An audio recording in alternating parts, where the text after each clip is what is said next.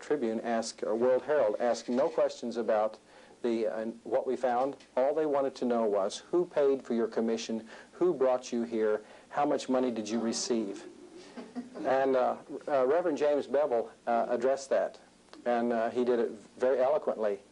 And he said, we are talking about human life here, and you're fussing about nickels and dimes. And he continued to come back. Who paid for you to be here? And I reached in my billfold, and I just opened it up, and I said, every dime of my expense I bought out of my own billfold.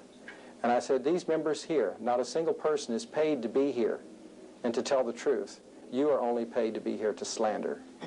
And so it was very clear that he was the paid emissary and that we were not being paid. However, we have been attacked. Just the simple fact that the LaRouche name, that our leader is in jail, quote, and that surely nothing good can come. But what has happened is that we have been able to identify with them. We have been slandered as they have been slandered, but it's given a tremendous amount of courage to those in Nebraska who thought nothing could happen. Since that time, I've been called on the phone, and I've had a couple people who have, in fact, at the close of the conference, two ladies wrote down my address, and then they mailed me items that I ended mailing back up to Nebraska to the proper authorities who could investigate that. And I really feel that it's extremely important that this come. What happens in Nebraska if at this point we fail? What will happen to future children? They're open game. If there are no laws against poaching, we have more poachers. If we increase the market, in fact, if you look at, when you have 500 pedophiles in the area, what if you have 500 diabetics in the area? You've got a market for insulin, don't you? If you have 500 pedophiles in the area who are recognized by a grand jury, you have a market for children, don't you? And if you don't have any law to hold that market down, won't that market share increase? Of course it will. And so this is what will happen. Nebraska, God will have to apologize to Sodom and Gomorrah if we don't do something about Nebraska. So it's very important that we, as God's hands and God's feet here on this earth today, reach out to people who are suffering, who have extended a call to us and have said, come help us. And I'm very proud of the Schiller Institute and of the LaRouche movement, by whatever name, for responding to that call. This is a program about corruption in high places, about Satanism, a growing problem in America, why it exists, why it's being allowed to spread, and who is trying to cover up its existence. I don't expect to answer all these questions, but what you are about to see is a report given by a member of a citizens commission which was convened and which traveled to the state of Nebraska several weeks ago to look into a case which is beginning to shock the political establishment of that state. The case began with an investigation into a failed credit union whose chief executive, one Lawrence King, is a prominent Republican Party fundraiser in the state of Nebraska. Mr. King is nationally known as the person who sang the national anthem for the Republican Party National Convention in Dallas, Texas a few years ago.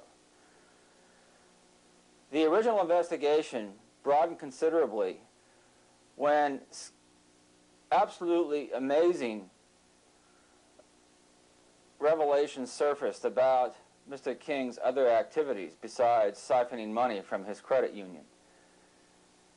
The allegations concerned parties that were thrown at Mr. King's mansion in Omaha, which included the attendance of most of the luminaries of that state's political establishment, and which involved the procurement of young children from state orphanages for use in sexual orgies at these parties.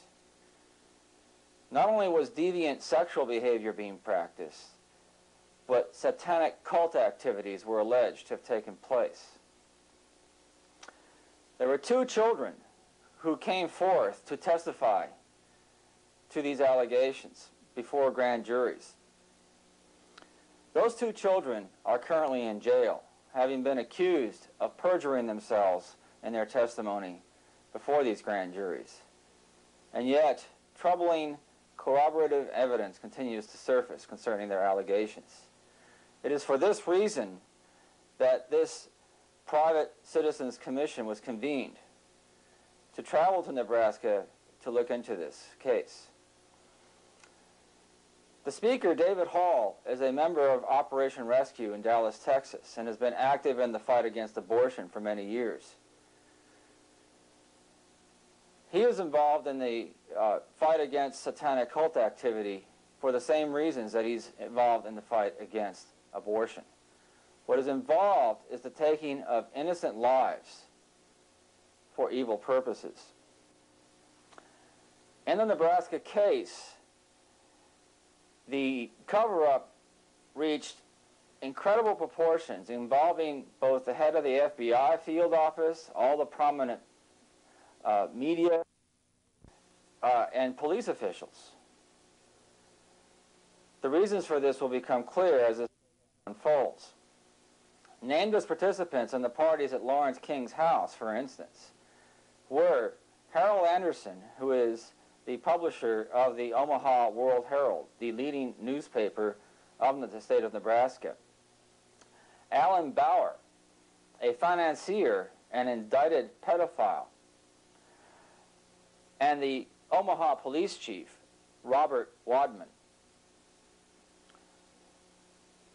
The 2 young children who came forward to testify, Alicia Owens and Paul Bonacci, have been in jail approximately a year. You will hear evidence of their mistreatment while incarcerated. You will hear evidence that there was attempts made to ensure that no members of this Citizens Commission could speak to them while they were in Nebraska. You will also hear evidence of many, many citizens who had been too fearful to act previously, who have been given courage by the activities of this Citizens Commission, and who have come forward and who are now beginning to speak out. Don't think that this is an isolated problem unique to the state of Nebraska. The former FBI special agent in charge of the Los Angeles field office of the FBI, Ted Gunderson, at one time in charge of 800 special agents of the Federal Bureau of Investigation, who retired in 1979, has devoted the past 11 years to becoming more and more informed and acquainted with the problem of Satanism in our society. Ted Gunderson has spoken at meetings of the Schiller Institute in Washington State and has been interviewed in publications associated with Lyndon LaRouche, one of the founders of the Schiller Institute. Ted Gunderson is convinced that there is a consistent and persistent pattern of cover-up being carried out at the highest levels of officialdom. He's not sure why, but he has stated that this is the case. Watch carefully, and I will be back to introduce various sections of this broadcast as it unfolds. I want to show a couple things that came in the mail.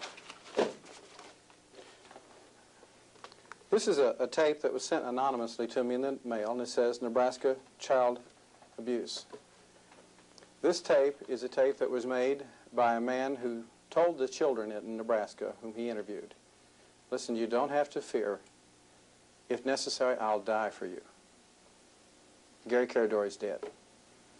This lady right here who made this tape on and put it on a cable network access channel, she testified she is a foster care parent, and that all the children in her home, she is either foster care or she has adopted from a previous foster care.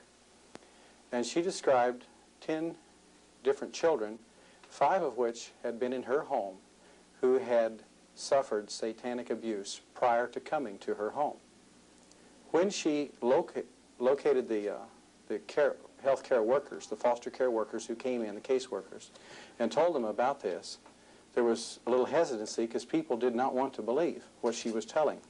So she described and even videoed the children acting out how that they had participated in satanic practices, how they had participated in bleeding a baby, how they had participated, each one of the children that she had in her home who had been satanically abused, had participated and had personally killed a child. That is on this tape. This woman tonight is also dead. So it became very aware to me that someone did not want this story to get out. And so as I listened to this tape, someone would say, well, what business is it of yours in Texas to go to Nebraska? I mean, you have satanic practices in Texas. I mean, we dealt with that 2 years ago. We even have an attorney general that doesn't know a whole lot, but Maddox did finally get down there and recognize that Satanism is a very dangerous thing, which before he would not. And so why do you want to go? Why didn't you go to Matamoros? Why didn't you go to South Texas? Why do you come to Nebraska? I talked to a pastor up there, the same denomination which I belong to, and he looked at me and he said, you know, don't you have enough to do in Texas? And this is the attitude around the country that people, if it's not in your backyard, what business is it of yours? And it seems like they've forgotten the golden rule, that Jesus gave the example, no greater love hath any man, that he lay down his life for his friends. The example, he says, I give you a new commandment, that ye love one another. You know, the golden rule. But instead we seem to have a George Bush golden rule or a Kissinger golden rule. He who has the gold makes the rules. And they've managed to pervert Christian love into what business is it of yours? Because this is a pastor who should have been exhibiting Christian love toward me, instead ridiculed me and said, why do you drag your family up here? You told me you have 5 children. Where are your children? Well, they're with my family. As if I was guilty of child abuse because I left Texas, my children in the hands of my parents and my wife's parents, who, by the way, were delighted at the opportunity, but almost that I was guilty of child abuse because I left my children behind to go meddle in someone else's business. But when I was up there, and after talking with him right off the bat, you know, you try to, when you go to an area, you go to people whom you're familiar with. And I am a leading pro-life, some people would call me an agitator, an instigator, which I'm neither. But simply that the unborn child has been made very precious to me upon my mind, in the fact that I was conceived of a teenage mother, my wife was conceived of a 15-year-old mother. And that today society has said that these children, me, who would be born today in the like example, are not worthy of life. And in fact, the mother would be making a wise decision. Being that she hasn't provided for the care of that child, she would be wise in killing that child, into terminating her pregnancy, as it would be as if you could kill me now, then have me back later. Well, we've done a lot in science, but it hasn't done anything about bringing people back to life that we butcher in clinics. And so I became very aware. This is the same issue. This issue right here is property rights over human rights. Is this not what we're dealing with in the Middle East? Property rights over human rights. He who has the gold will make the rule on who shall live and who shall die. And this is what's going on in Nebraska. People who have a perverted mind. People who sodomize little boys.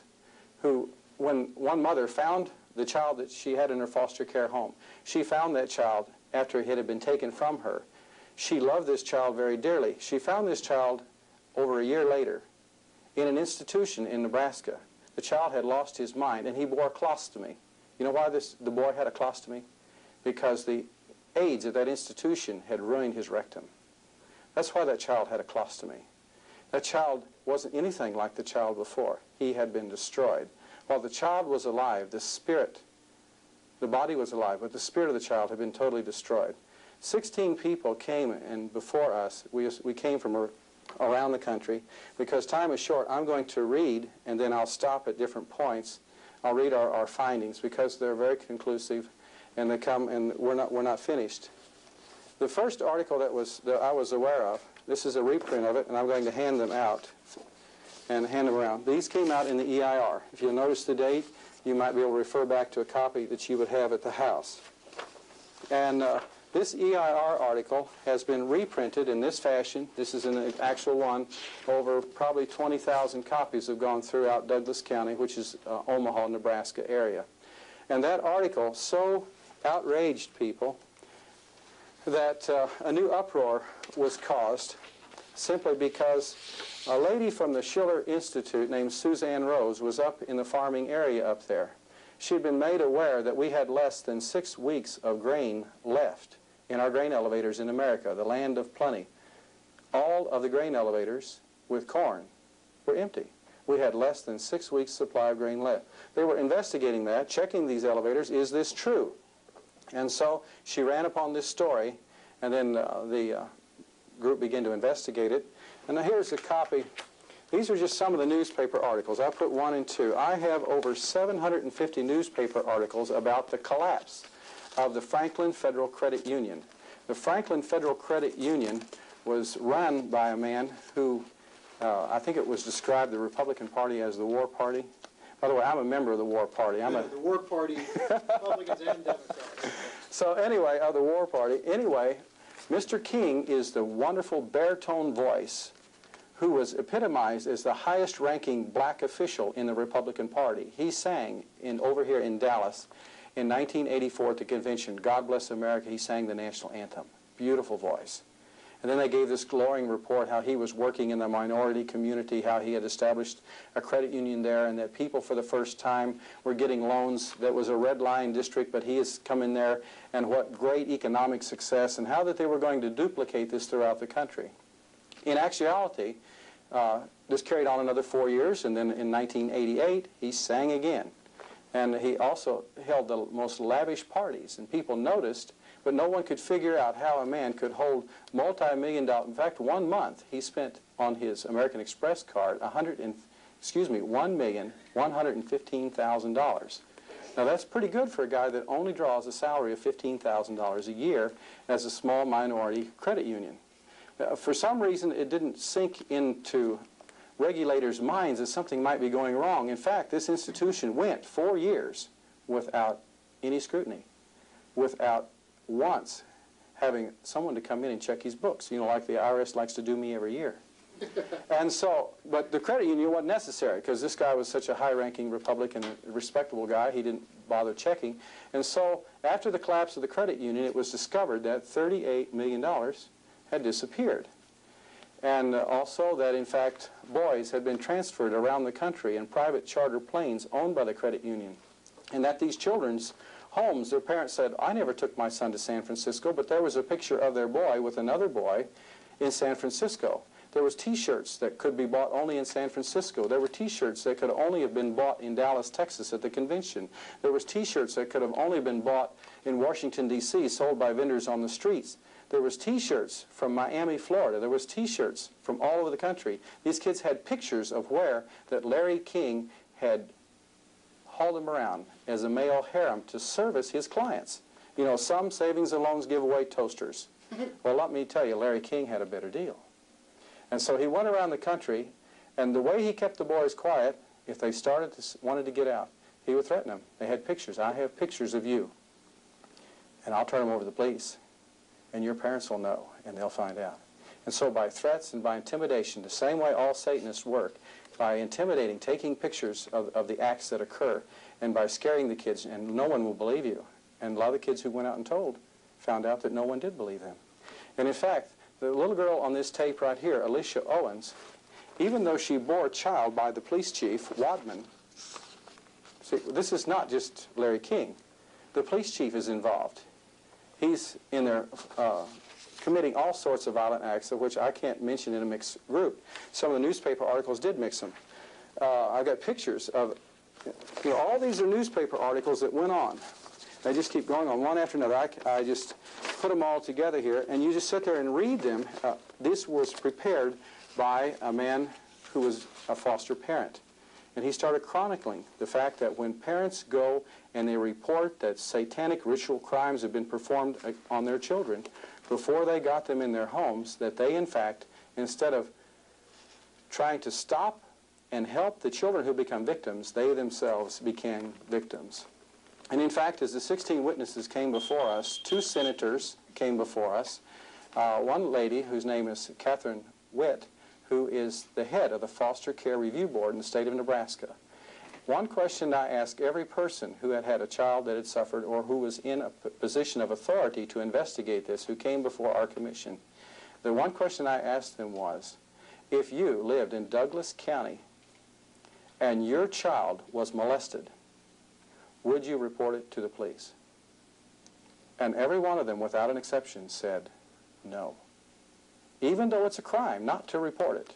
Even the hint in Nebraska, if you think a child is being molested, you are required by law to report it to the proper agency to be checked out.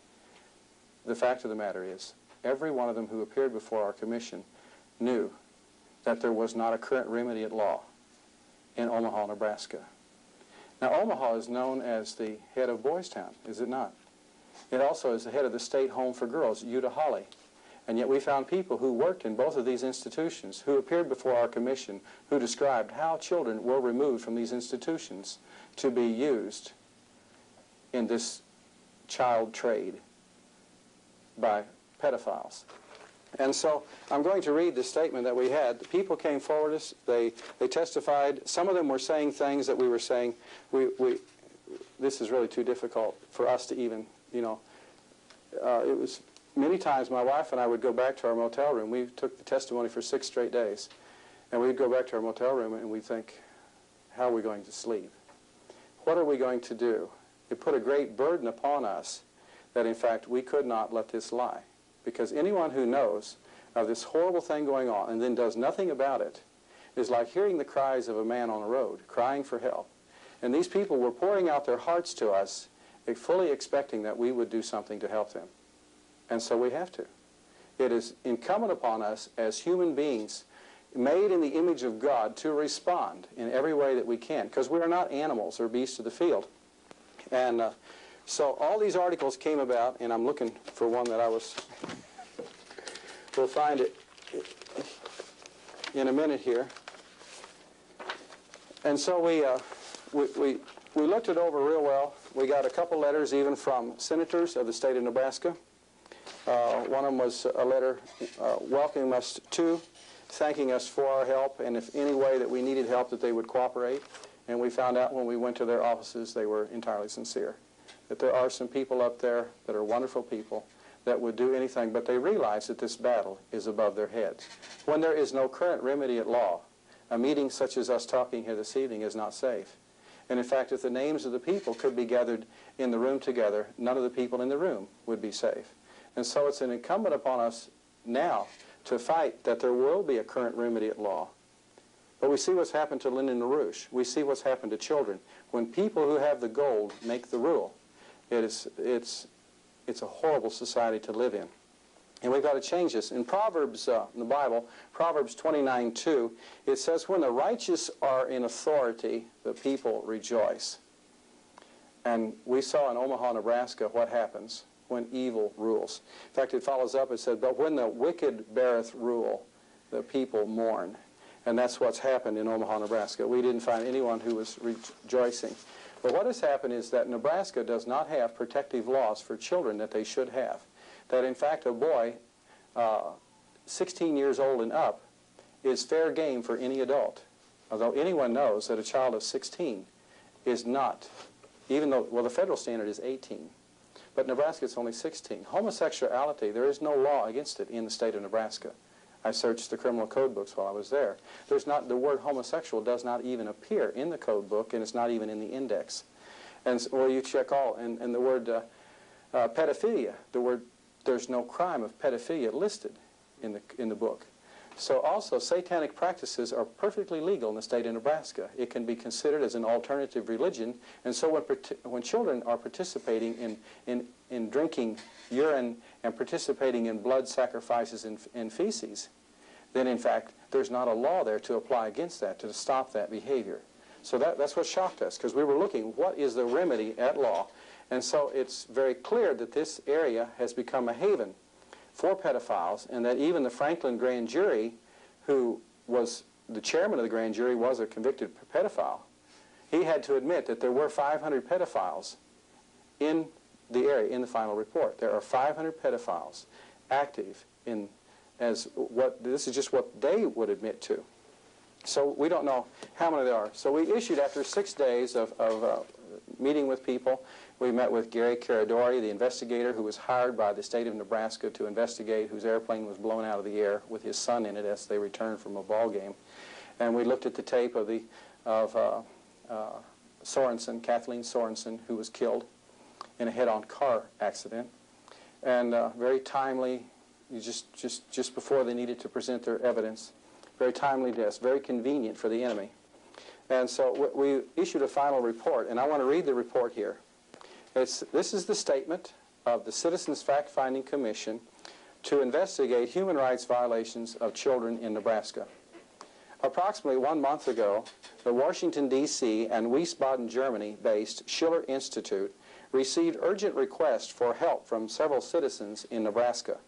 Following the death of Senate Franklin Committee investigator Gary Caradori, these citizens felt that a high-level cover-up of child abuse surrounding the Franklin Credit Union scandal was underway, and that other lives, those of victim witnesses as well as others, were in danger. The Schiller Institute, in turn, put forth a call to other organizations throughout the United States, Canada, and Europe. And a fact-finding group was constituted called the Citizens Fact-Finding Commission to investigate human rights abuse of children in Nebraska. The commission includes Suzanne Rose, Schiller Institute, Washington, D.C., David Hall, Texas Life Advocates, Fort Worth, Texas, Mimi Bull, lawyer, San Francisco, William Nezaway, president of the American Ukrainian Political Action Council of the United States from Pennsylvania, Danielle Alexander, treasurer, Students for Education and Economic Development from Washington, D.C., Reverend James Bevel, civil rights activist from Washington, D.C., Dr. Wayne Pulley, a clinical psychologist from Vancouver, British Columbia, Martin Humer, European Citizens Initiative to Protect Life and Human Dignity, Section Austria, Elke Fimin, Club of Life, Munich, Germany, Karim Salah Majid Ibadullah from Los Angeles, an observer. This year, 1990, is being celebrated internationally as the Year of the Child, while this past Sunday was celebrated in Nebraska, as elsewhere in the country, as National Children's Day. All of us are compelled to do all in our power to protect the rights of our precious children. At the same time, over the past few days, we as a commission have heard evidence regarding pedophile activities on a massive scale here in Nebraska, as the Douglas County Grand Jury observed when it referred to some 500 pedophiles active in the Omaha area alone. We have repeatedly heard of satanic activities as well.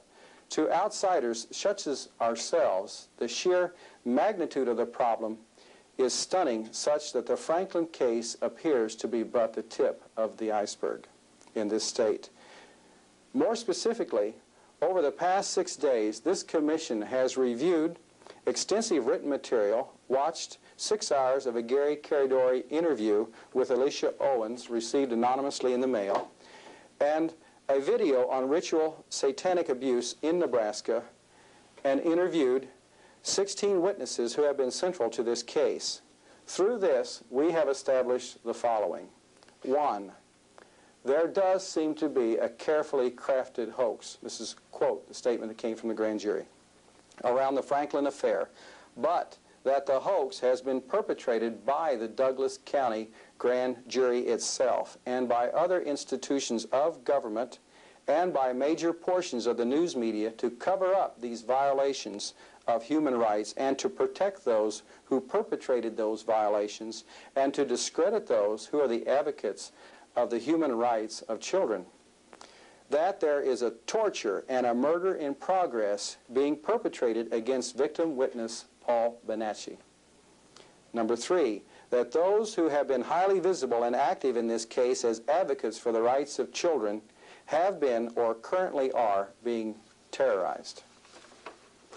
We have amassed extensive evidence in support of these conclusions and will be issuing a full report within approximately 4 weeks. In the meantime, we cite merely a few crucial facts to substantiate these general findings. Regarding point number 1, the existence of an official cover-up. aspects of the Douglas County Grand Jury report we find frankly astonishing.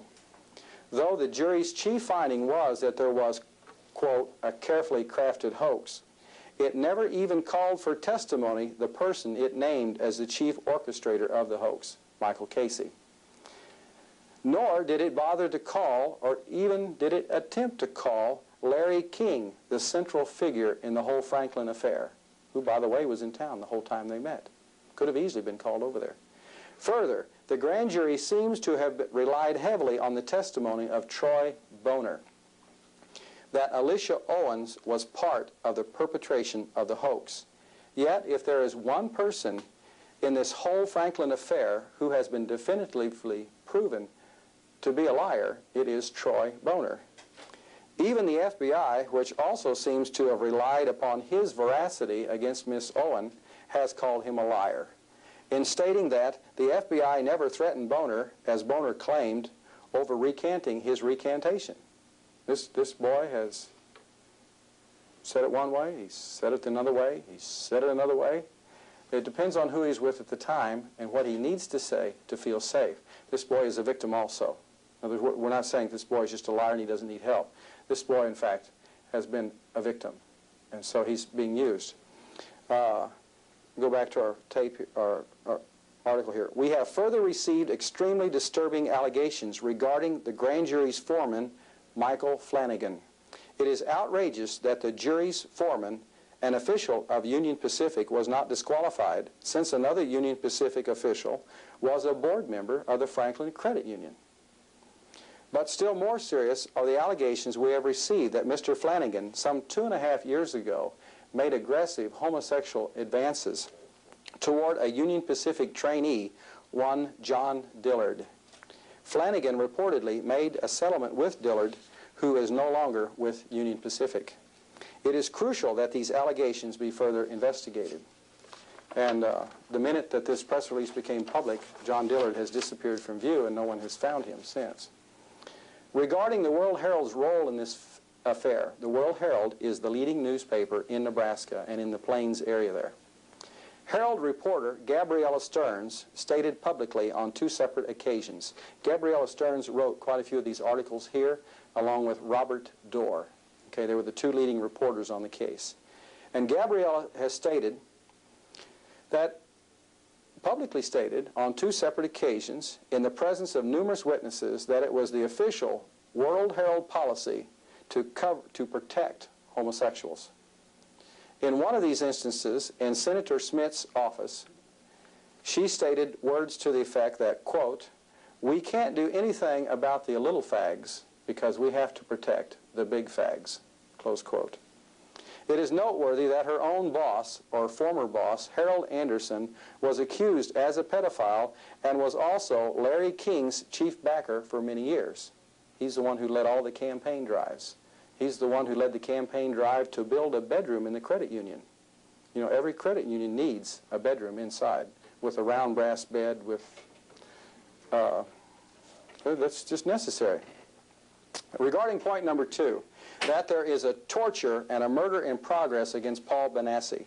We have extensively reviewed the accusations of Paul Benassi and we find them extremely credible. While we were there, we viewed a tape of sworn testimony of Paul Benassi, and the clinical psychologist in our group, I talked to Wayne, I said, Dr. Poley, is this kid lying? And he said, if this kid's lying, he deserves at least 2 Oscars. And extremely credible. I do not have a copy of that tape. I don't have privilege to it. We also spoke to Paul Benassi's psychiatrist, who said that he did not say what the press reported repeatedly, that he was a liar, that Benassi was incapable of telling the truth, which appears also to have been repeated by the Douglas County Grand Jury. Instead, Dr. Mead not only says that Benassi is capable of telling the truth, but that he fully believes Benassi is telling the truth. In fact, he said, I believe he's always told the truth. Benassi is a crucial figure in this case who has testified to sexual abuse involving several high-level Nebraskans. There is clearly an attempt underway to destroy Mr. Benassi both physically and psychologically. From testimony taken, we note the following. A. Mr. Benassi's weight has dropped from 150 pounds in November of last year to 110 pounds 2 weeks ago. B. He has had at least one inmate put in his cell, one that we know the name and the threat. One inmate put in his cell who previously threatened his life, and this was done despite the express promise of one Lieutenant Hubbard to Paul Benassi's attorney, John DeCamp, that this would not be done. In fact, the man was searched after being in his cell for a few hours. Paul was up all night long, worried about his life. When they searched the man, he had nails hidden in his tennis shoe, and he had a toothbrush that was sharpened to a point, all which could have been easily killed him had he gone to sleep. Paul Benassi, C, was given no blanket during the Nebraska winter, last winter. Now, I know what it is to be thrown in a jail cell without a cot, without a pillow, without a blanket. But can you imagine an entire winter for a child who has been abused, who has suffered, who doesn't have the comfort of a home? What's that? How old is he? Right now, he is 23. I think he's 23 now. But this boy has suffered abuse all these years. Paul Benassi, when he was finally given a blanket, he was given a wool blanket. This spring, they gave him a wool blanket. He's allergic to wool. And he has repeatedly stated that to prison authorities, that he is allergic to wool. D, in the Douglas County Jail, he is having a much greater incidence of psychological difficulties associated with his multiple personalities disorder than he had previously had while in Lincoln. And you'd have problems too if you had people in your cell with threatening your life. You'd be all winter long without a blanket. You can imagine the problems that you might have.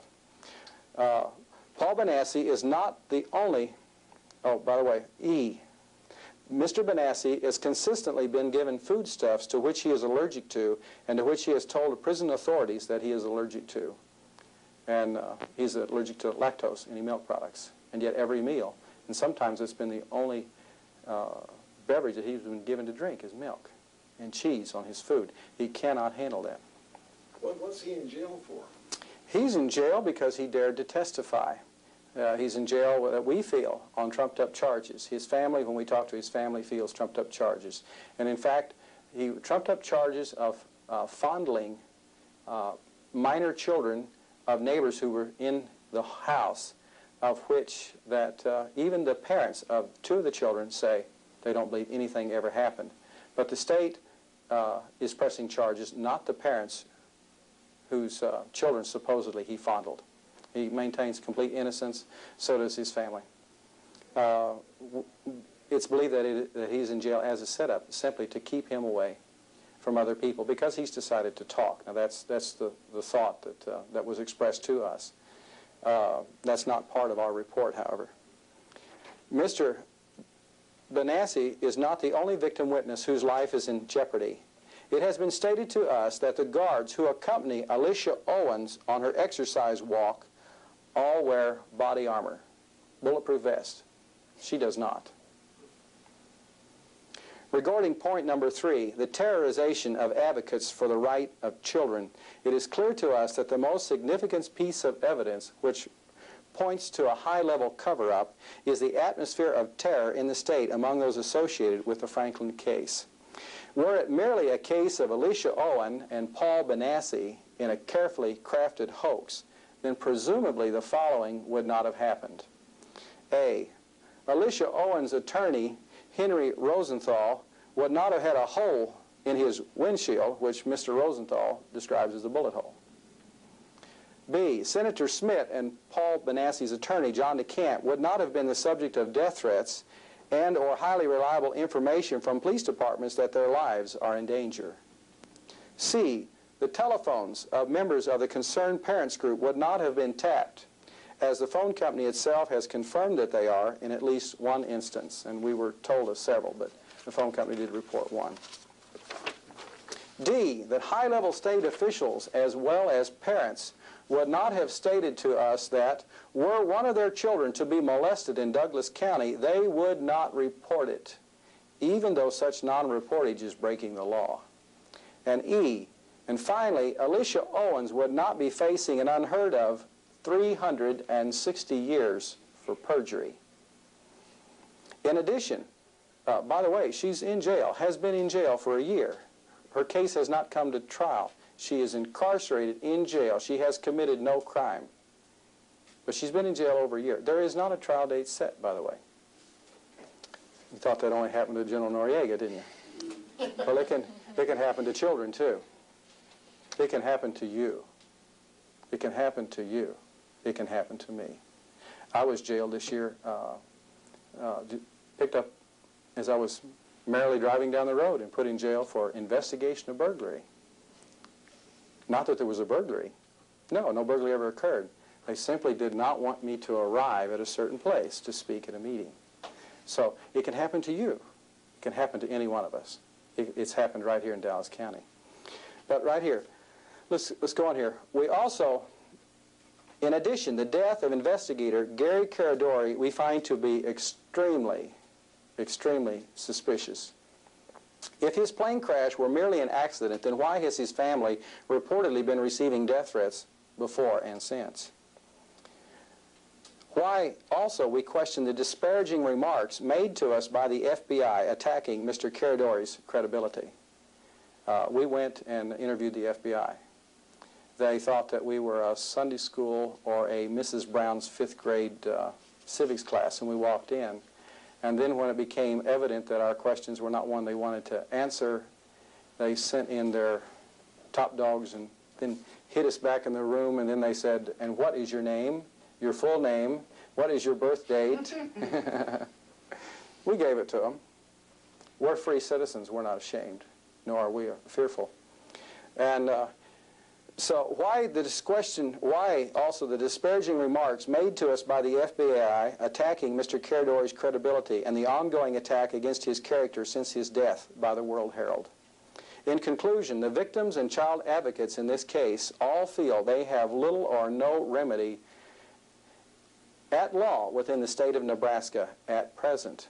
Therefore, we are committed to reporting back to our own organizations and to many others beyond us in the U.S. and around the world the scandal of the Nebraska child abuse cover-up. We feel that only an international spotlight on the cover-up in conjunction with an aroused citizenry in the state of Nebraska can achieve justice for this state and a happy, secure future for its citizens. The Commission will issue its final report in several weeks. Based on the multitude of unanswered questions, this Commission will continue its work beyond the issuance of that report. Finally, we salute the courage and the work of the Senate Franklin Committee and the brave people of Nebraska attempting to bring forth further evidence. That's the close of our report. I talked to a lady this evening, one who was a private citizen who was interviewed by the grand jury when they met. We feel the grand jury, after looking at their report and after looking at other information, was simply involved in covering up so that the truth would not come out. It's very clear that parents who reported crimes against their children, in fact, became future victims. We did not, I talked to several officials in other areas of Nebraska, some which I had gone to school with in Missouri who lived up there, and other acquaintances. I'm called pro-life people throughout the state, talked to them about I did not find anyone in the state of Nebraska that felt that this was not true of what I'm telling you tonight. I didn't find anyone. I found a lot of people who were extremely afraid. I found a lot of cowards. But I also found a lot of brave people that simply did not know what to do. And so simply by us speaking about it here tonight, about us, maybe if we have a friend in Nebraska, if we will call up there and encourage them, if in fact encourage them to do the right thing. For different people, it'll be different things. But you will know the strength that you have. You'll know the pressure that you can bring to bear so that children in Nebraska will be able to grow up and have a culture of enlightenment and not one of fear. And I appreciate your time.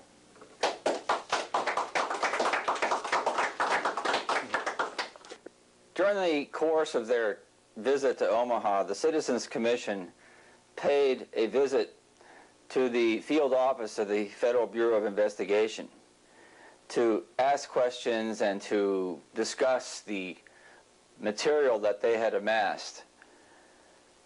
The following are remarks made by Mr. Hall concerning that visit to the FBI field office in the question and answer session which followed his presentation. I wrote this down because I sat in the same room when we showed them a copy of this report right here. The guy said, "I don't want to see that, that's trash." And so I asked him, I said, "Oh, by the way, you'd be interested in the man's name. The special assistant, or assistant special agent who has been moved in there to handle this case is none other than Dennis Aiken." Does anybody remember the name of Dennis Aiken? He was used to cover up the Iran-Contra affair also. So I don't know why Nebraska rates such a high-level representative, but I do think that they realize that the wheels of this cover-up could very easily come off if they don't pay a lot of attention. And so we were up there undoing bolts on those wheels. And so here's what he said when we mentioned that article. He said, oh, okay. "These persons have a special interest in telling lies." I'll get over here on the right page. Okay, here it is. Here it is. "I will not even acknowledge the existence of that bogus paper." And then we said, "What makes this paper bogus?" And we held up the EIR. And he replied, "Your leader is in jail." Direct quote, "Your leader is in jail." And see, they think by putting you in jail, you become bogus. Well, when they hung Jesus on a cross, did he become bogus? No, they did not. In fact, they haven't learned a thing about martyrdom, have they? They haven't learned a thing. Your leader is in jail. Martyrdom, if a cause is worth dying for, then it's a cause worth living for. And so as the same tyranny, the same mistake that tyrants have always made throughout ages, they're making again, because that is the mentality of a tyrant. Okay, and I'll go on. It even gets worse here. Everything in that article wasn't factual. And so we said, well, what made it bogus? Well, everything wasn't factual. What in that article? Can you point out one thing that wasn't factual? Have you read the article? And he admitted, yes, he read the article. In fact, I imagine he sat up all one night with that article. The information is not even worth commenting on. Well, if it wasn't commenting on, why did he read the article? I am aware of all of the facts. So now we have the head conspirator here, because he is aware of all the facts. These are all quotes. Everything I read here is a quote. Quote, "That was bizarre." Quote, "That was scandalous. It had no basis in fact. That was the most bogus, spiteful, ill-conceived article I have ever seen since I have been in the FBI." Well, apparently they don't even read their own monthly journal. So they evidently, speaking of the article, they evidently didn't do their homework, or they purposely told lies for whatever reason. Their intent was to do irreparable harm. Harm to what? Harm to a cover-up? Most assuredly. Here's what the FBI said that aligned them with the cover-up. More than anything, you know, when I went down and I talked to the governor of the state of Texas about abortion, he said, "I am in agreement with your cause." Well, very clear. The governor just said, Bill Clements just said to me, it's not his cause, even though he's supposed to be a pro-lifer, but it was my cause. And so these little phrases are giveaways. We asked them, aren't you aware that by allowing Alicia Owens to stay in jail for a year without trial, that in fact, don't you realize that sends a message to all people who would come forward to report a crime, that they in fact, instead of finding relief, would actually be in prison? Because that's what this little girl did. She came forward and told the truth, and therefore she's in jail.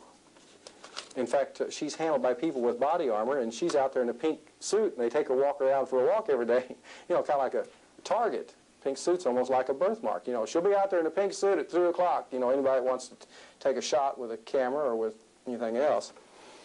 But anyway, we asked him, and so the FBI's agent's actual comment was,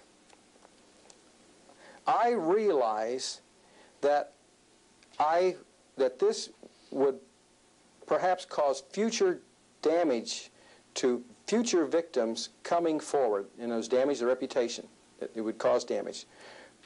That, and he said here, we would have been, this is quote, we would have been fools charging her with perjury if we weren't prepared to hang our laundry out. Well, see, we thought it was the grand jury that charged them with Alicia Owens with perjury.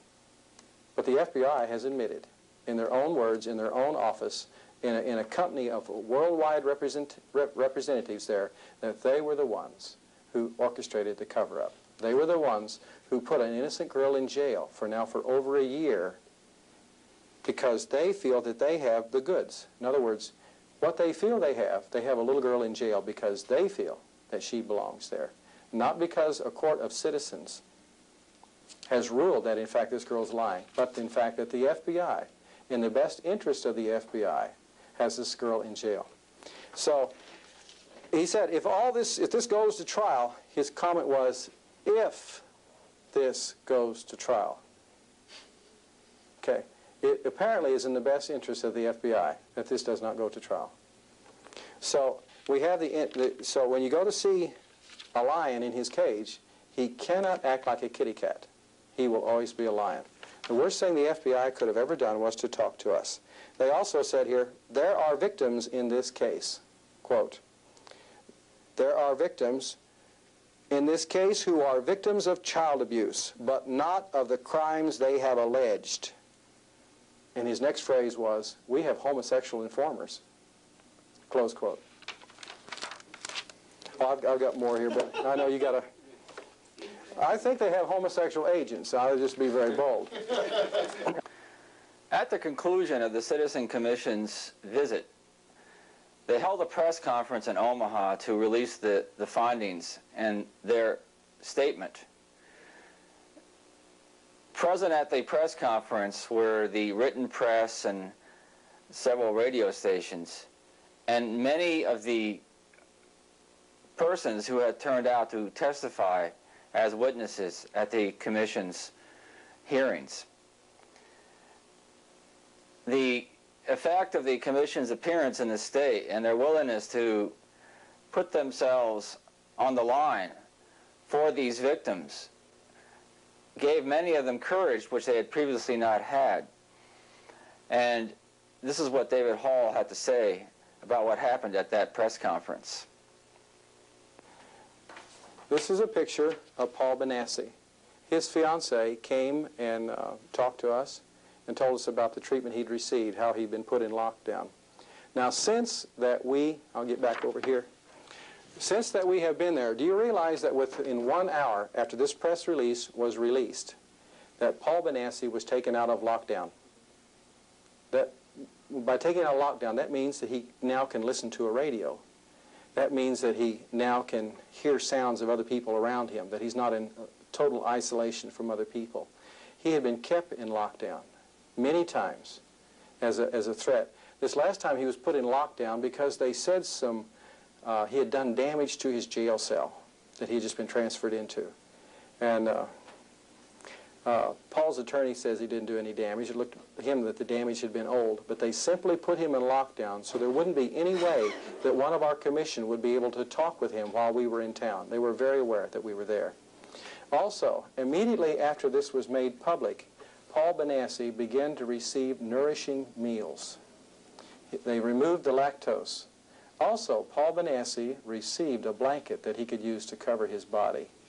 Also, I talked to a lady tonight, and that he's now been moved. Just as soon as I could get the paperwork, they moved him from Douglas County, where they were abusing him, and have now moved him to Lincoln County, or the county of the capital, Lincoln, Nebraska, where it looks like that they're trying to fatten him up because they're afraid of what? See, what does truth do? Truth is a light. and it shines brightly, and even the smallest child with a candle will bring forth illumination upon a subject. So we were there like children because we were just learning. We weren't Nebraska citizens. We hadn't been there through all of it. But simply there, we were able to hold up a candle by having that press conference at the Omaha Press Club. And also that Alicia Owens, there's been a lot of pressure been put on her family also, that it looks like now that after the candlelight vigil that we talked to the people about, we told them how in Dallas we had candlelight vigils for some of our people, and that now after the candlelight vigil there's been a lot more of attention, articles have begun to appear, and we told them at the close of the press conference, as they have treated you, so they will treat us, and we want to identify with you. And if it means that our lives are in danger because your lives are in danger, we welcome that, because we want to identify with you, even to the same point that Gary Caradori identified with you. At that point, Gary Caradori's mother, who was in the press conference, she came forward, and Robert Dorr, the newspaper man who had written all the horrible articles, who was involved in the cover-up, who is a single man who lives at home with a lot of male friends. He had abused the Caradori name and family continuously. Even on the day of his funeral, they wrote a slanderous article in the paper about Gary Caradori, who in fact had done the wishes of what he was hired to do by the Nebraska State Legislature. And so his mother came forward and she said, "Robert Dorr, I hate you. I hate your paper. You and your paper are at the center of all that is evil in the state of Nebraska." And she continued to speak her views, and there wasn't a dry eye in that place. I was crying, and I looked around, and I noticed that other people were moved. But this is the bravery of the citizen that comes forth.